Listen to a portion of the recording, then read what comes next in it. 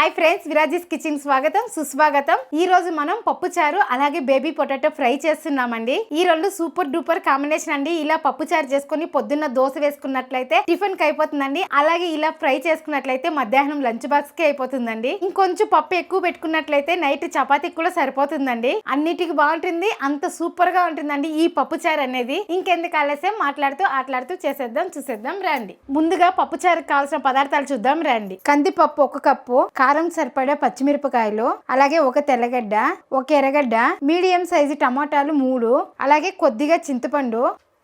ఇప్పుడు పప్పును కలుపుకునేద్దాం. పప్పును నానబెట్టాల్సిన అవసరం లేదండి, డైరెక్ట్గా కడిగి అట్లే పెట్టేయచ్చు కుక్కర్లో.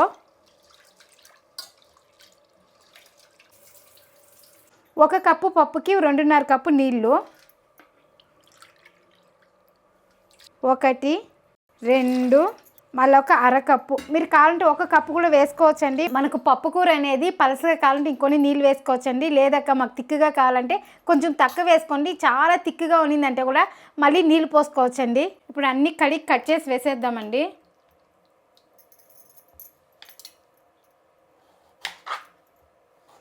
టమాటాలు కూడా కొంచెం పెద్దగానే కట్ చేసేసుకోండి, మరీ చిన్నగా ఏం అవసరం లేదు. ఎలాగో మళ్ళీ మెదుపుతాం కదా, సరిపోతుంది. ఇక్కడ నేను ఫారెన్ టమాటా తీసుకున్నానండి. అదే మీరు నాటి టమాటా తీసుకున్నట్టుంటే చింతపండు ఇంకా కొంచెం తగ్గించుకోండి. ఇప్పుడు ఎర్రగడ్డ కూడా పెద్దగానే కట్ చేసి వేసుకుందాము. ఈ పప్పుచారు అనేది చాలా ఫాస్ట్గా అయిపోతుందండి. అన్నీ కట్ చేసి కుక్కర్లో పెట్టేసి పప్పు నానబెట్టినట్లయితే 2 విజిల్ సరిపోతుందండి.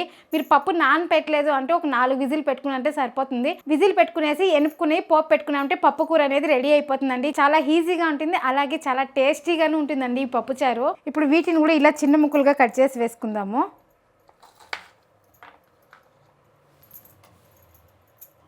అలాగే తెల్లగడ్డలు కూడా వేసేద్దాం. అలాగే ఇందులో కొద్దిగా పసుపు, చూడండి కొద్దిగా జీలకర్ర పొడి,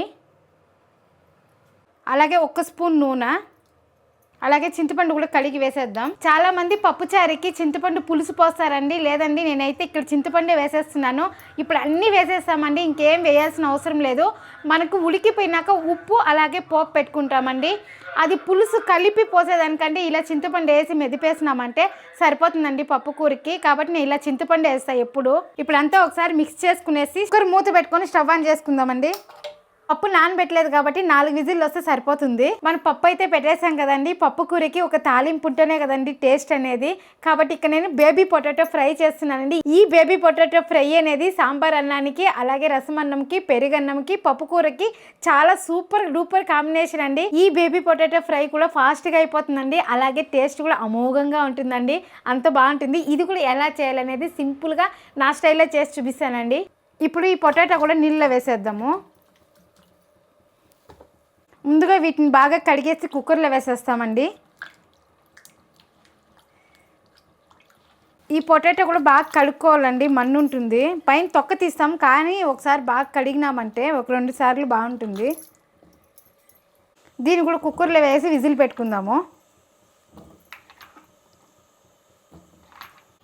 చూడండి, బేబీ పొటాటో మునిగేంత నీళ్ళు పోసుకున్నాను. ఈ కుక్కర్ కూడా పెట్టేద్దామండి, 1 విజిల్ వస్తే సరిపోతుంది. పప్పు చారుకు కూడా విజిల్ వచ్చేసిందండి, తీసి పక్కన పెట్టేసినాను. బేబీ పొటాటో కూడా కుక్కర్లో పెట్టేస్తామండి. ఇప్పుడు బేబీ పొటాటోకి ఒక మసాలా రెడీ చేసుకుందామండి. ఆ పౌడర్ వేసేదాని వల్ల బేబీ పొటాటో ఫ్రై అనేది టేస్టీగా ఉంటుందండి. మీరు ఈ పౌడర్ చేసి పెట్టుకున్నట్లయితే అరటికాయ తాలింపుకి వేసుకోవచ్చు, అలాగే మన చింతపండు పులిహోర చేస్తాం కదండి, దానికి వేసినా కానీ చాలా టేస్టీగా ఉంటుందండి. ఈ పొడి చేసి పెట్టుకున్నట్లయితే ఒక 2 నెలలు 3 నెలలు నిలువ ఉంటుందండి. మీరు అప్పుడప్పుడు కావాల్సినప్పుడు ఒక్కొక్క స్పూన్ వేసుకొని ఇలా ఫ్రై చేసుకున్నామంటే తాలింపు అయిపోతుందండి. ఈ పొడికి కావాల్సిన పదార్థాలు చూద్దాం రండి. ఈ స్పూన్ మెజర్మెంట్ తో చెప్తున్నానండి. 3 స్పూన్లు ఉద్దిపప్పు, 1 స్పూన్ మిరియాలు, ఒక 5 ఎండుమిర్చి. మీరు దీంతో పాటు ధనియాలు అలాగే జీలకర్ర గానీ వేసుకోవచ్చండి. జీలకర్ర వేసేటుంటే 1 స్పూను, ధనియాలు వేసేటుంటే 2 స్పూన్లు అండి. ఇవి వేసి కొట్టి చేసినట్లయితేను బాగుంటుందండి. కాకపోతే నేను లాస్ట్ టైం చేశాను, అది పౌడర్ ఉందండి. ఇది సింపుల్ గా ఉండని ఇలా చేసి చూపిస్తున్నా. వీటిని కూడా వేయించుకొని పొడి చేసుకోవాలండి. ఇంకోటి అంటే వేయించేటప్పుడు ఆయిల్ ఏం వేస్తా లేదు. ఫస్ట్ ఉద్దిపప్పు వేసుకుందాం. ఉద్దిపప్పు అనేది గోల్డ్ కలర్ రావాలి.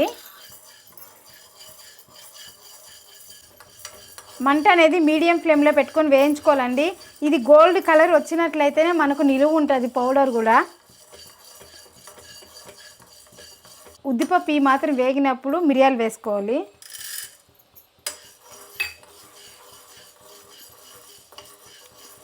అలాగే ఎండుమిర్చి వేద్దాం. ఇప్పుడు అన్నీ బాగా వేయించుదాం. చూడండి ఇలా వేగిన తర్వాత మనం స్టవ్ ఆపేయాలా. ఇది బాగా చల్లారినాక మిక్సీకి వేసైనా పౌడర్ చేసుకోవచ్చు. ఇలాంటి రోల్ ఉంటే రోట్లో పౌడర్ చేసుకున్నట్లయితే ఇంకా టేస్టీగా ఉంటుందండి. పప్పు విజిల్ కూడా పోయిందండి. చూడండి పప్పు కూడా ఎంత బాగా మెత్తగా అయిందనేసి. ఇప్పుడు దీంతో బాగా ఎనుపుకుందామండి. దీనికి రుచికి సరిపోయినంత ఉప్పు వేసేద్దాము. ఇంకా మనం ఉప్పు వేయలేదు కదా. అంతే అండి, ఆల్మోస్ట్ అన్నీ వేసేసామండి. మీరు సట్టు ఉన్నట్లయితే సట్టులో వేసి కూడా ఎనుపుకోవచ్చు.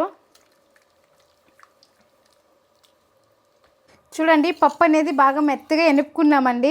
ఎక్కడ పచ్చిమిర్చిని కనిపిస్తలేదు, టమోటాను కనిపిస్తలేదు. ఇలా ఎనుపుకుంటేనే మన కూర అనేది చిక్కగా వస్తుంది. అలాగే మీకు కొంచెం పలుసుగా కావాలంటే నీళ్ళు వేసుకోవచ్చండి. ఈ పప్పుచారు అనేది మీడియంగా ఉండాలండి. అంత నీళ్ళుగా ఉండకూడదు, అంత చిక్కగా ఉండకూడదండి. మీడియంగా ఉంటే చాలా బాగుంటుంది. పోపుకి ఎర్రగడ్డ కట్ చేసుకుందామండి. మీరు దీని బదులు వడిం కూడా వేసుకోవచ్చండి. మన ఛానల్లో వడిం వీడియో కూడా ఉందండి. ఇప్పుడు సమ్మర్ వస్తుంది కదా, సమ్మర్ అంటేనే వడియాలు పట్టేది. అలాగే టమాటా నిలువ పచ్చిళ్ళు, ఆవకాయ నిలువ పచ్చడి అన్నీ వేశారు కదండి. వడిం వీడియో అయితే మన ఛానల్లో ఉందండి. టమాటా నిలువ పచ్చడి అయితే ఇంకా వేయలేదు. టమాటా నిలువ పచ్చడి కూడా మన ఛానల్లో త్వరలోనే రిలీజ్ చేస్తామండి. ఇప్పుడు ఎర్రగడ్డ అయితే ఇలా నేను కోస్తున్నానండి. ఇలా రెండుగా వేసేసి సన్నగా కోసుకుంటున్నాను. వడిం ఉన్నట్లయితే ఎర్రగడ్డ వేయాల్సిన అవసరం కూడా లేదండి. వడిం ఒకటి వేస్తేనే సరిపోతుంది. చాలామంది మెసేజ్ చేశారండి వడిం కావాలక్క అనేసి. కాకపోతే లాస్ట్ టైం నేను ఇంటి వరకే చేసుకున్నానండి. మీకు ఎవరికన్నా కావాలి అంటే ముందుగానే చెప్పండి. వాట్సాప్ నెంబర్ ఇస్తాను. ఈ నెంబర్కి కానీ మెసేజ్ చేసినట్లయితే నేను మీకు కూడా కలిపి చేస్తానండి వడియాలు అనేది. పోపుకి కొద్దిగా ఆయిలు, ఆవాలు. ఇక్కడ నేను జీలకర్ర వేసాలేదండి. జీలకర్ర పౌడర్ వేసాం కదా, కాబట్టి నేను జీలకర్ర వేయలేదు. ఇప్పుడు ఎర్రగడ్డ వేసుకుందాము. ఆవాలు బాగా చిట్లినాకనే ఎర్రగడ్డ వేసుకోండి. కూర అనేది కమ్మదనం వస్తుంది. చాలామంది ఆవాలు చిట్లుకుండానే ఎర్రగడ్డ వేసేస్తారండి. ఎందుకైతే నాకు తెలియదు. పాప చెప్పింది ఇలా స్టవ్ గలీజ్ అవుతుందని అలా వేసేస్తారు మమ్మీ అట్లనేసి. కాకపోతే ఆవాలు చిట్లకపోతే పోపు పెట్టినా కానీ టేస్ట్ అనేది ఉండదండి. ఆవాలు చిట్లితేనే కమ్మదనం వస్తుంది. మీరు తినేటప్పుడు కూడా ఆవాలు అక్కడక్కడ తగిలితే కమ్మగా ఉంటుంది చూడండి. అదే మీకు వేగకుండా వేసినట్లయితే మన రాగుల్లాగానే రెడ్గా ఉంటుంది. అలాగే ఒకలాంటి ఫ్లేవర్ వస్తుందండి. కాబట్టి ఇట్లా ఆవాలు చిట్లినాకనే ఎర్రగడ్డ వేసుకోండి, బాగుంటుంది. కరివేపాకు,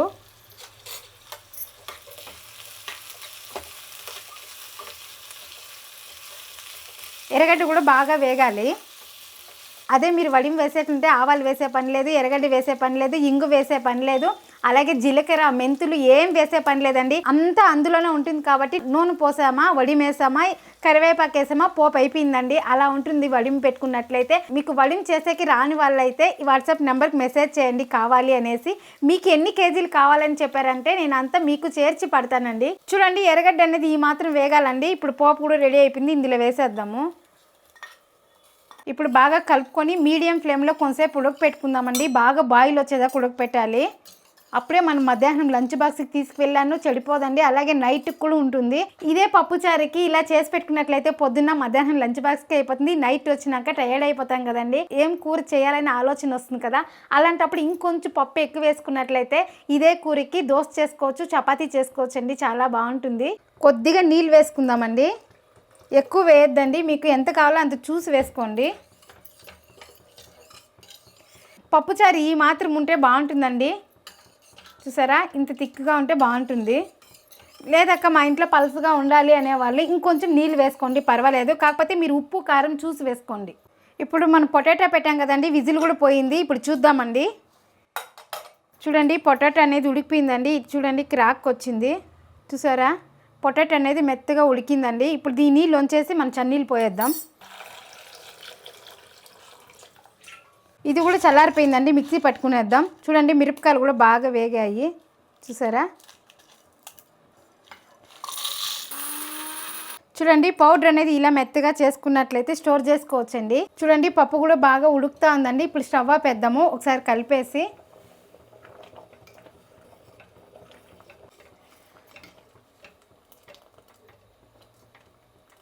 ఇప్పుడు చల్లారిందండి, పైన తొక్క తీసేద్దాము. చూడండి తొక్క కూడా ఈజీగా వచ్చేస్తుందండి, బాగా ఉడికినట్లయితే. ఉడకకపోతే రాదండి. మనకి పొటాటో అనేది మెత్తగా ఉడికితేనే బాగుంటుంది ఫ్రైకి.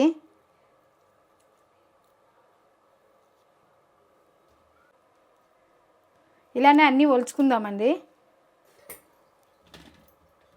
బేబీ పొటాటో ఫ్రైకి కొద్దిగా ఆయిల్ వేడెక్కిందండి, పొటాటో వేసుకుందాము.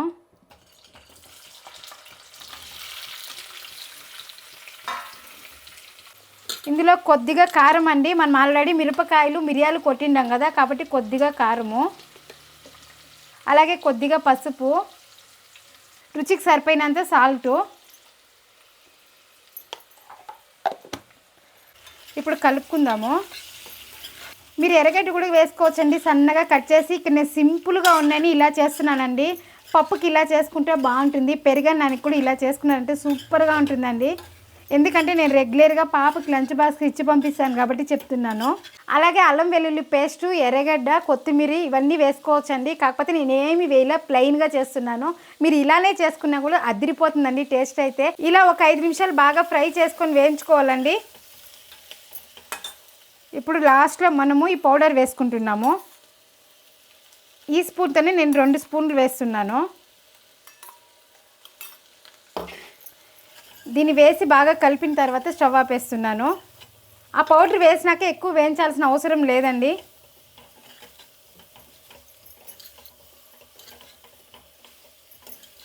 అంతే అండి, మన బేబీ పొటాటో ఫ్రై రెడీ అయిపోయింది. ఇప్పుడు స్టవ్ ఆపేస్తున్నాను. ఇప్పుడు పప్పుచారు ఎలా వచ్చిందో చూద్దామండి.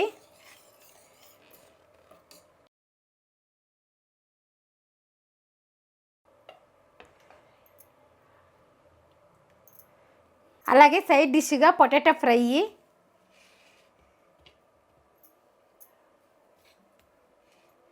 చూడండి, చూడ్డానికి ఎంత బాగుందో. ఇప్పుడు టేస్ట్ చూద్దామండి. వేడి వేడిగా ఉందండి పప్పు అనేది. అలాగే ఒక పొటాటో తీసుకుందామండి. ఇలా చూడండి, నలిపితేనే ఎంత మెత్తగా అయిపోయిందో. ఇప్పుడు పొటాటో కూడా పెట్టుకుందాము.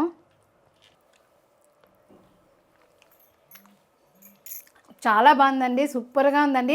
మీరు ఇలానే ట్రై చేయండి. ఎలా వచ్చిందో ఒక కామెంట్ చేయండి. మరొక వీడియోలో మళ్ళీ కలుద్దాం. బాయ్.